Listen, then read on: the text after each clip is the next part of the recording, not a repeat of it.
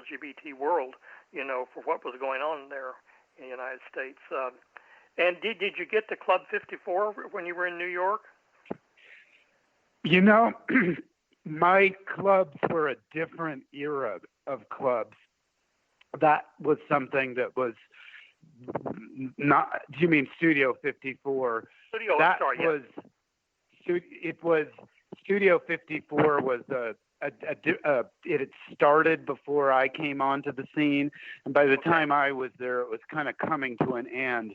Plus, I was always a little more gritty in downtown. I liked the downtown punk rock drag queens more than the Liza Minnelli and Calvin Klein Studio 54 behind the velvet rope. I was a little more downtown. A lot more downtown. Excellent. When you're looking back here, can you think of some? Well, I know the thing when you were gay bashed, and other things too. Do you have anything that you would do differently now, or because obviously your life has been very successful now, and you've done a lot of good things. I know you went to I think you mentioned you went to the San Francisco Art Institute. Am I correct? That's right, and I ultimately, left punk rock and all that behind, and went to college and got 2 degrees in filmmaking. Over the course of the next 5 or 6 years, right when Jimmy NEUROSIS, the book, stops. But the book for me is about it's about a kind of at its heart and soul, it's about an evolution. It's about I was a really unstable and unhappy person back in high school in that suburban California town where my mom and I lived, and I was really in a desperate condition. And I was very lucky in that I was able to put together some pieces of the story or strategize to turn that into something else, and slowly but surely step out into the world and learn new parameters and learn new things about the world and learn a better place that I could work from to live in the world, but that's when I learned it, when I was 15, 16, and 17.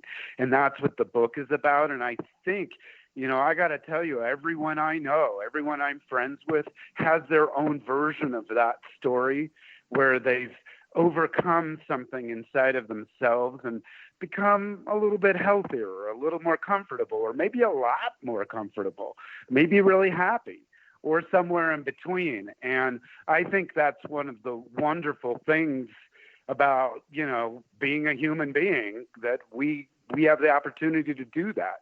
I think it's a really great thing. Excellent. Yes, I agree with you 100%. There are so many people that I know too as well that have their own similar stories to this.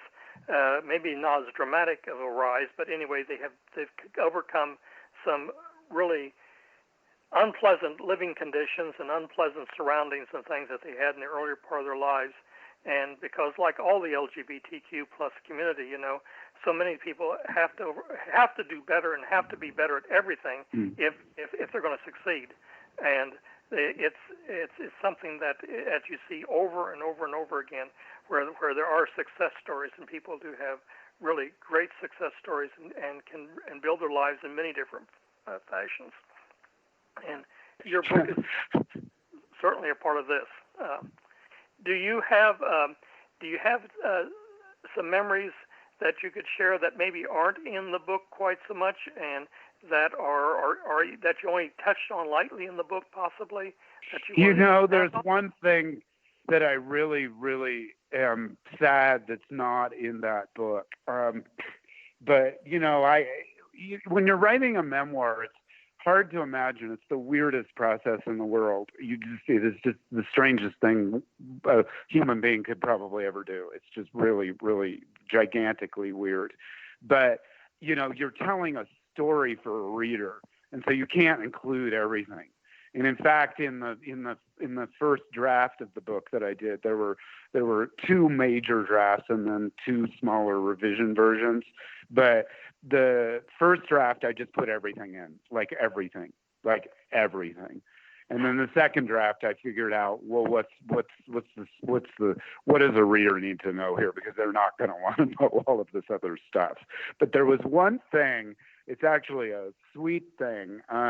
It was this high school teacher where I was going to high school, where I felt so ostracized and friendless. I befriended an English teacher. She was an older woman in her 70s who was about to retire. She was an advanced English teacher at the school. Not my grade. I just made friends with her. And I used to stop by her classroom basically every day at the end of the day. And we would talk about Shakespeare, and she would talk about life. And she had this, of course, great insight into me. And she was a real guide and a wonderful woman. And in addition to the things that are accounted in the book, we used to go to the movies together. We would go see films together, and we would often go to the theater together too. She was in her 70s, and I was 14 and 15, and we were going off in the evening, and we went and saw the film Harold and Maude, which is about that relationship between the Ruth Gordon, the much older woman, and Bud Cort, this basically teenager who lives with his mom. And we went and saw that, and we both just doubled over because it was so funny. I mean, there was nothing sexual in our relationship like there was in Harold and Maude, but it was just great to see that. We thought it was the funniest thing. I remember you talking about her in the book, and in fact, I think you took your mom to visit her, didn't you, or something, at one point? I did, and it didn't go well. It was one of those not good visits. We probably should have just kept it between me and her, but these things happen. Yes, exactly. So, in the course of writing the book, is there anything else that you wished you had maybe put in, or wished that you could have put into the book, or is there any other? Well, no. I took 7 years writing. It took 7 years writing this book, and I chose stylistically to make the book in its entirety written from me as a teenager, not me as an adult looking back, because I wanted to give a voice to that child, who didn't really have a voice until now. And also, I think it's something in literature that's not really there very much, the voice of the teenager. And so in that 7 years, one of my main tasks was to filter out my adult logic, my adult brain, and not write one of those kind of memoirs, but instead keep it raw and pure. And so, no, I got in there, I hope, an accurate representation of what it felt like to be a turbulent yet fun-filled teenager, a fun-filled and teenager who is interested in exploring the world, who didn't necessarily make the best choices. In fact, he made a lot of bad ones, but he got lucky. Yes. And he had a good time. Yes, that's an important thing there too, and you live to tell about. That's the bottom line. Yes.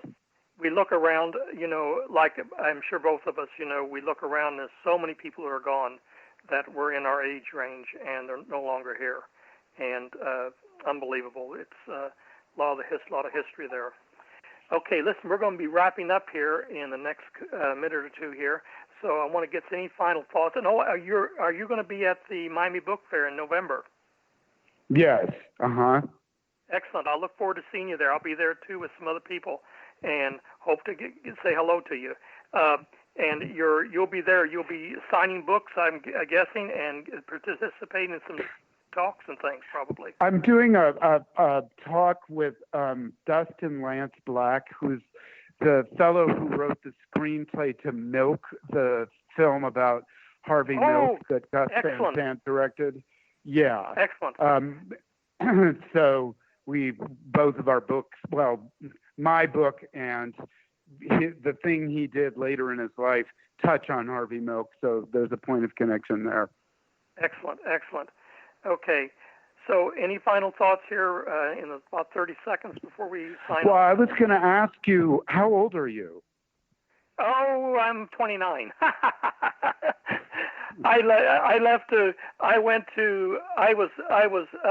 Would you believe I was 20 years old? I withdrew from the university and moved to the Middle East. I was in Tehran right before the Shah fell, and then into Arabia, and then into Central and South America, working for the government.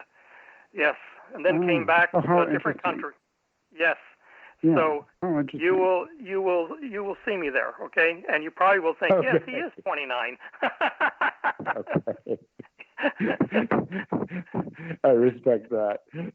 All right. Nice chatting James, with you. it's been excellent talking to you, and I'm really looking forward to seeing you there in Miami. And I am hoping that your book does well, and hopefully have more from you. Okay? Thanks a lot. Thank you. This has been Steve Ryan with the Coastal Progressive and Rainbow Forum, and thank you for listening.